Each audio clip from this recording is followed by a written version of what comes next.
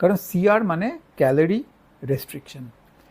এবার আনফর্চুনেটলি যে জিনিসটা সব থেকে কম কাজ করে, যে জিনিসটা সব থেকে বেশি কম এফিশিয়েন্ট লং টার্ম, হয়তো আপনার জন্য সব থেকে ক্ষতিকারক, সেটাই আনফর্চুনেটলি সব থেকে বেশি লোক করে।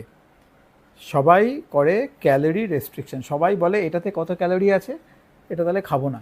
এটাতে কত ক্যালোরি আছে, এটা অনেক বেশি ক্যালোরি, এটা তাহলে খাবো না। এটায় ক্যালোরি কম, তাহলে এটা খাই। কিন্তু এই করে করে যদি ওয়েট লস করা অত ইজি হতো, তাহলে আজকে এত ওভারওয়েট লোক বা এত লোকের ওভারওয়েট সংক্রান্ত প্রবলেম হতো না।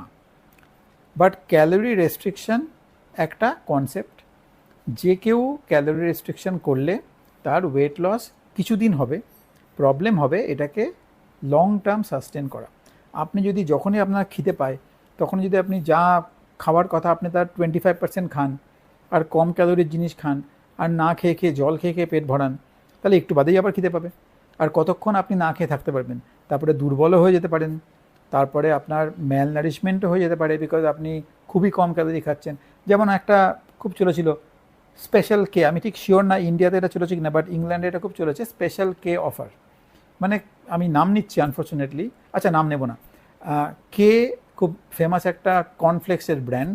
তারা একটা বলেছে যে আমার বাটির কর্নফ্লেক্স খাও, এইটুকু কর্নফ্লেক্স, তাতে ক্যালোরি এতই কম যে ডেফিনেটলি তোমার ওজন কমে যাবে, 2 সপ্তাহে কমবে। কিন্তু সেটা সাস্টেন করা ইম্পসিবল। তো ক্যালোরি রেস্ট্রিক্ট করে বিরাট কোনো উপকার নেই, এটা জেনে রাখুন। ক্যালোরি কনসেপ্টটাই ভুল। ক্যালোরি কনসেপ্ট দিয়ে ওয়েট লস হয় না। ওয়েট লস হয় বিকজ অফ হরমোন এবং ইনসুলিন।